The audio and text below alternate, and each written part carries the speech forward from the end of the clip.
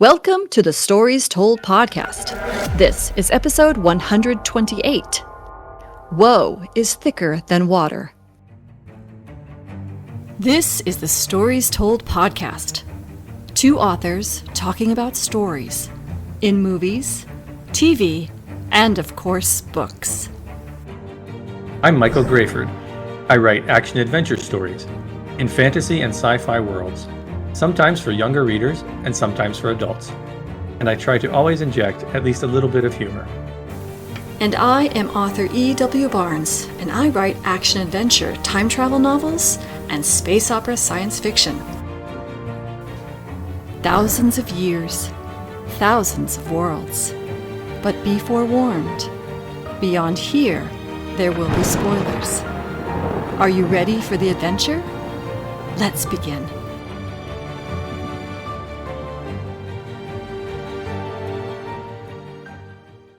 Welcome back to the Stories Told podcast. I'm author E.W. Barnes, and with me is author Michael Grayford. And today we're talking about the story told in Wednesday, Season 2, Episodes 1 through 4.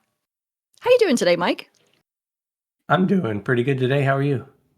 I'm doing well, thank you. And what's new in your writing world? New in writing world, still crawling along on Zara 3. I also, Yay. I put out a newsletter. I posted a few videos online, just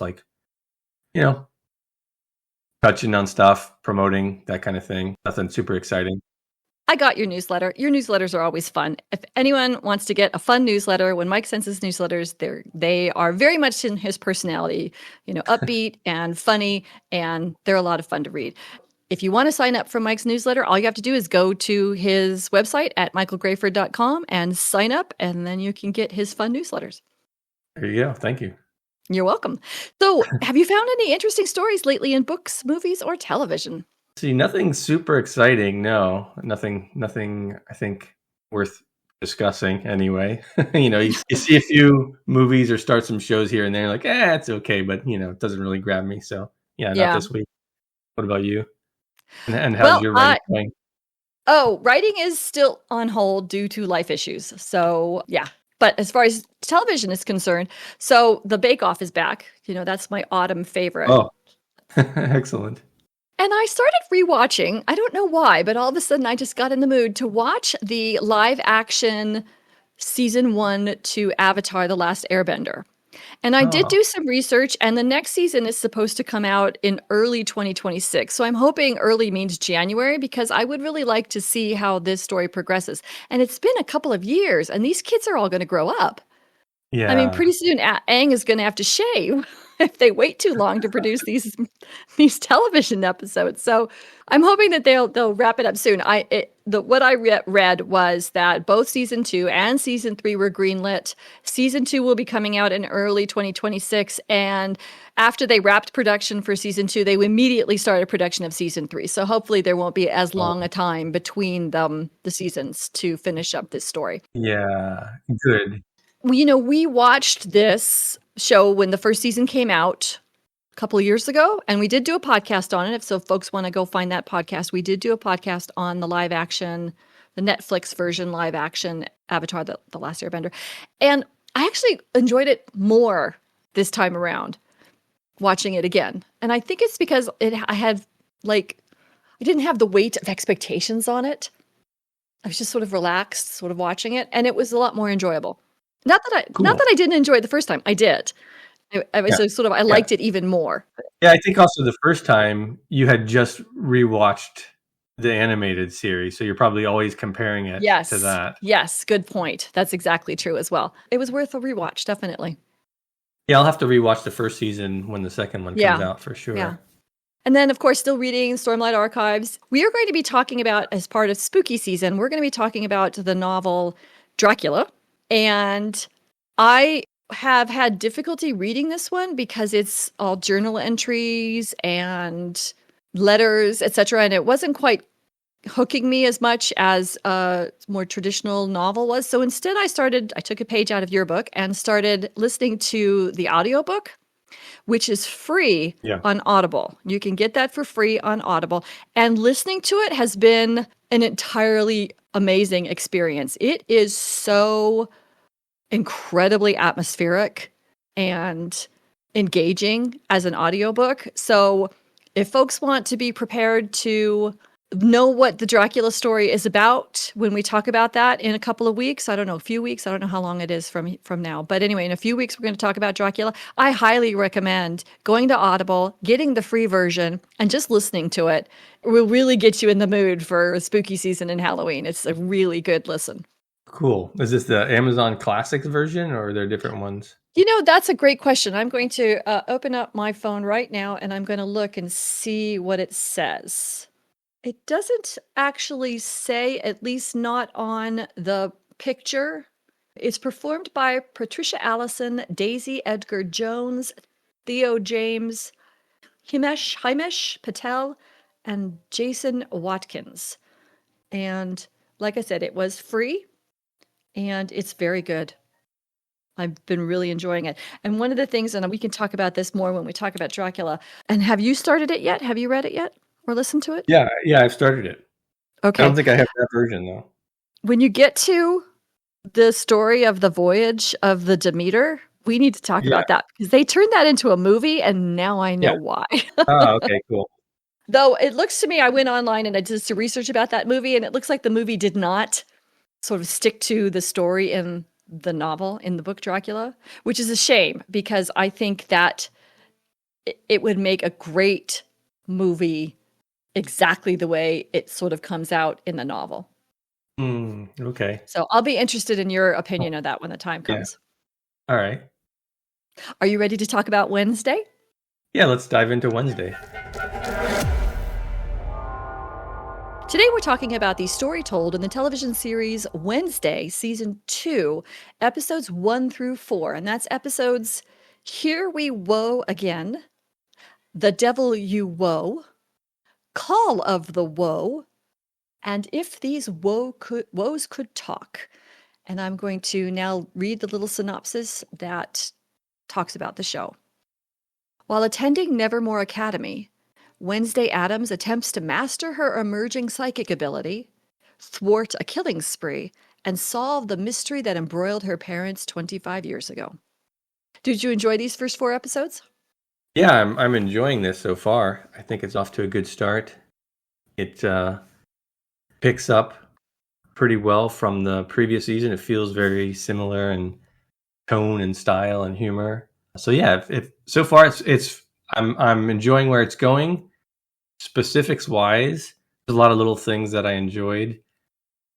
Even right from the start, I loved that Wednesday didn't really want to be on a pedestal. It's like, she burns the painting of her that the new principal has made. And it's just, that's so Wednesday. Like, that's just like completely fits her character. And you're like, okay, they're still on the show. And obviously it's the same. I think Tim Burton's still show running it. I know he directed a couple of these episodes, I think. So you still definitely have that same feel. And the characters still feel the same. Still feels very Edgar Allan Poe inspired. So I think all of that's carried over well into season 2. I also like that Wednesday has leveled up her psychic ability, and that there's a consequence to that as well. That's a common thing with magic use is you have this power, but then there's a cost to that power, or there's some kind of effect or consequence to it. And we see that here with her ability too, which makes sense. I loved that she has an obsessed fan at the school who wants to be like her stalker that follows her around. That's a funny addition. Yeah, and I think it's an interesting setup for this season, or at least for these initial episodes, where she's trying to solve a mystery, and this time it's for something that will happen in the future, not something that's already happened, but she's seen this vision of Enid's death, so now she's trying to figure out what leads to that and to prevent it, which I think is a cool way of doing it. And I like that her relationship, her friendship with and concern for Enid is a driving force for her actions this season, at least in these first 4 episodes. I think that's really cool, given kind of where they ended up at the end of the previous season. It's not like they're starting over. It's like they're starting from there. 'Cause sometimes you get seasons of different shows, and it's like they'll go through this character transition, and then the next season starts, and it's like that never happened, right? So I like that it's carrying on from that and starting them in a new place. There's still tension between them, which I think is good and reasonable. But the whole reason for her actions this season are her concern for her friend, which I think is great. I love the continuing tension between Wednesday and her mother and the culmination of that with the duel that leads to the burning of her book that she's been learning from. Thought that was pretty cool. The duel was fun to watch. I loved that Lois was this twist that it's not a person, it's some secret underground experimentation on supposedly dead outcasts. So we get people brought back, who were maybe mentioned, who now, they're still alive. And how does that affect things? And the people that are, currently at the school or around the school, the different families. There's a lot of family stuff going on here, right? Between Wednesday and her mother and the Hyde and his mother and all these things. Obviously, there's spoilers here. We've mentioned that at the beginning. So yeah, there's a lot of cool stuff going on there with the different characters and their families. I love that we're seeing more of Pugsley. And I don't remember getting much of him in the first season, unless I'm forgetting. So he's actually got, he gets to play a part in this story, which is cool.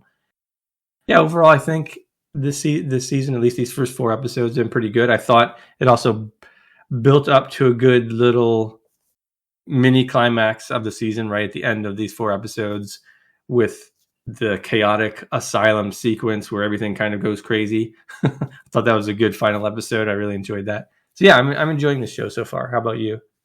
Enjoying it as well. And one of the things I wanted to comment on is what you said about the character, about the characters, right? And how Enid and Wednesday ended last season as friends. And, we're sort of starting off almost in the same place where there's still a little bit of prickly relationship because they haven't quite figured things out yet. Yeah. And I think that's one of the things I actually enjoy most about this show is that you do see character growth, especially with Wednesday, but it's very slow. And that seems appropriate for her because she is so entrenched in her own ways and such a strong personality that anything else would not seem genuine to who she is. And so I love this sort of slow, I don't want to say slow burn because that's a romance term, but it is slow burn character growth where she's just sort of slightly changing incrementally. And she's being pushed in a lot of different directions this season. Like you said, she's got this popularity because she saved the school. She didn't think of it as saving the school in season 1. She thought of it as solving the mystery. That's her drive, to solve the mystery. Yeah. And so saving the school was just part of the solving of the mystery. And so here she is again trying to solve a mystery, but now she's dealing with the consequences of somebody else's interpretation of her behavior, which has been part of her struggles the whole time.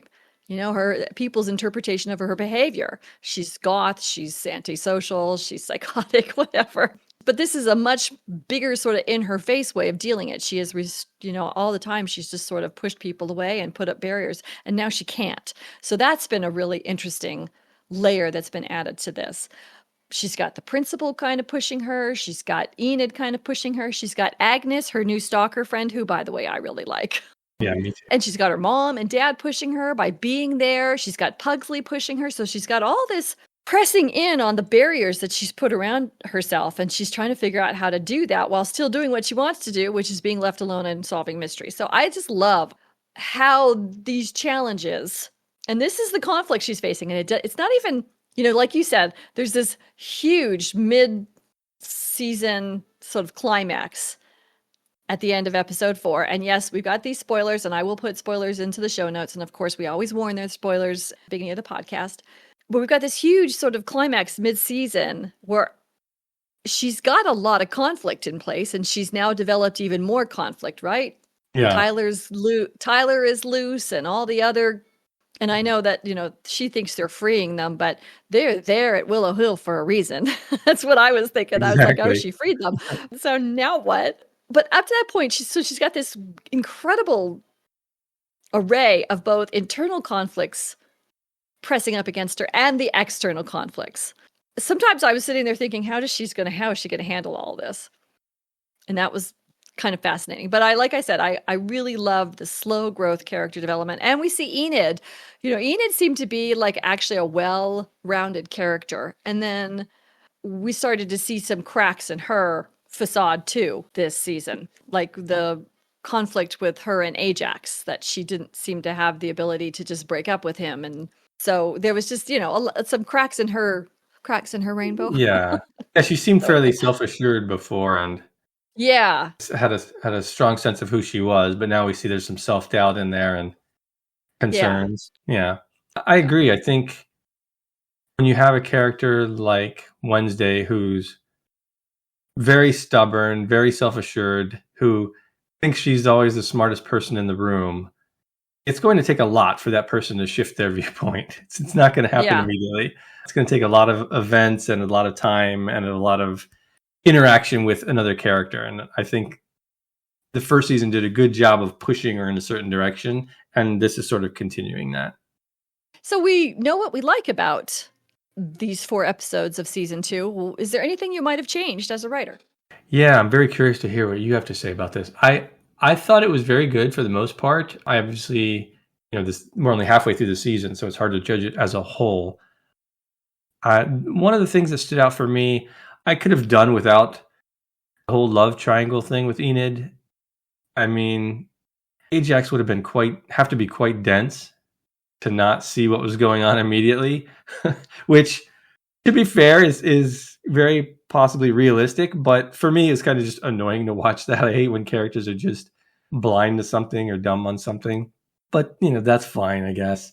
And that aside, I didn't really get the why, unless I missed something from the first season. It seems like they just kind of threw this in there for the beginning of the season to have more drama, but we didn't really get to see that develop, to see where that came from. It's just kind of like, oh, now she's with someone else because she wants to be part of the pack, and she lost interest in this other guy for some reason that's unexplained. So for me, it didn't really play very well because they skipped over that, at least from what I saw. That said, I did like when he sent the bees after the new guy. I thought that was funny. That was one of the things that I saw. What about you?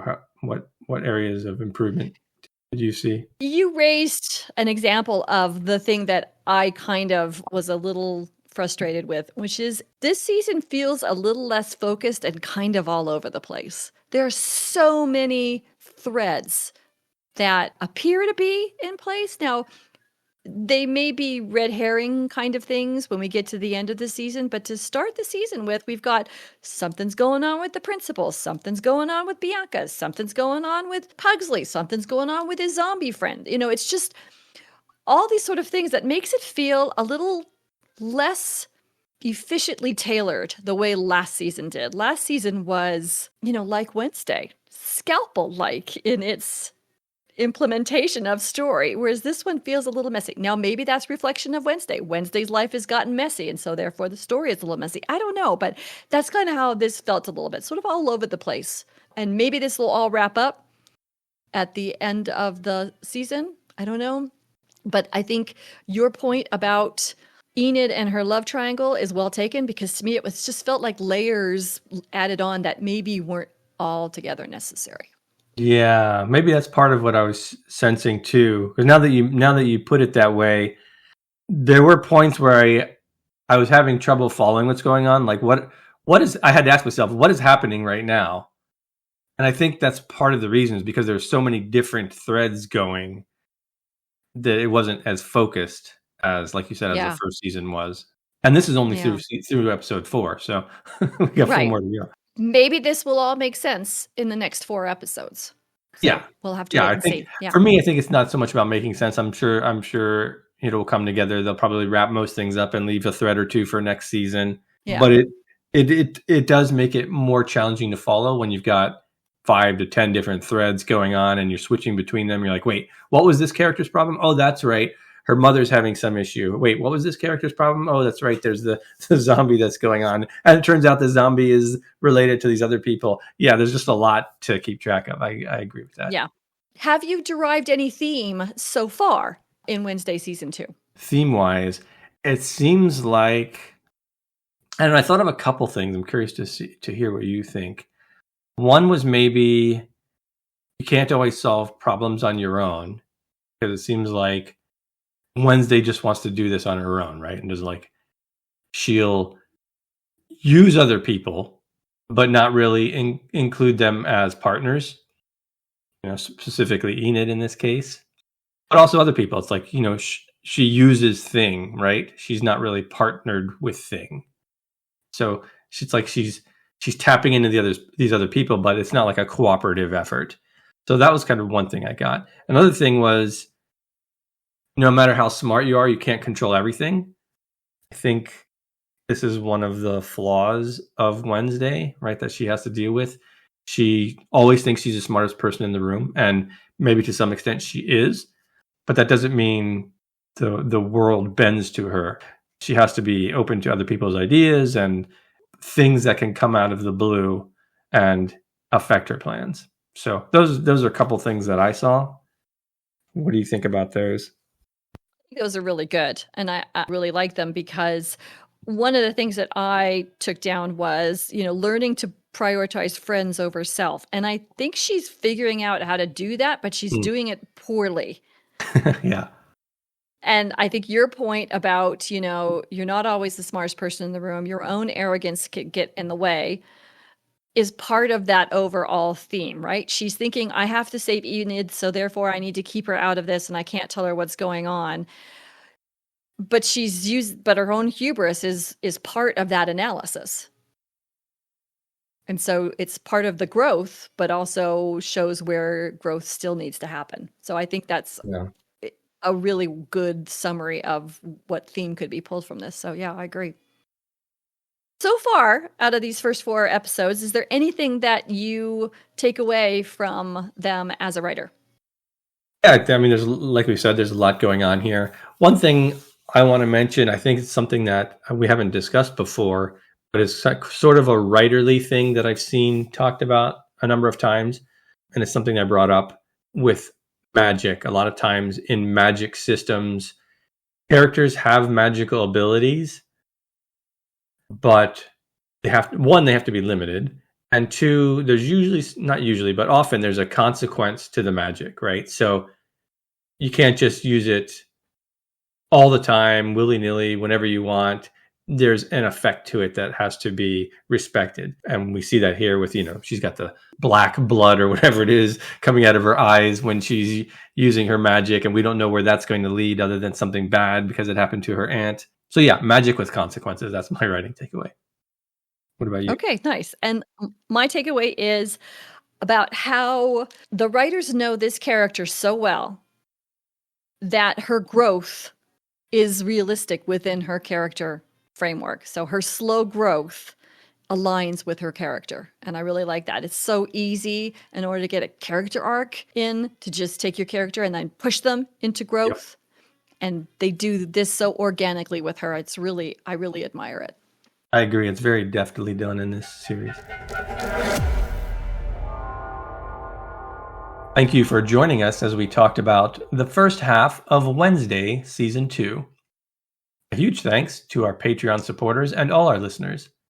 Your support, even through a simple like or share, means the world to us.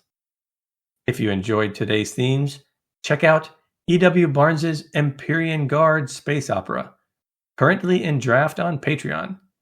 It features interstellar missions, fractured allegiances, and characters caught between galaxy-wide conflict and loyalty to their team. The link is in the show notes if you're curious to explore more.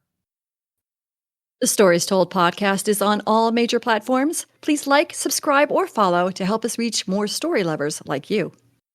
For book, TV, or movie suggestions, drop a note on the YouTube channel, and that link is in the show notes as well.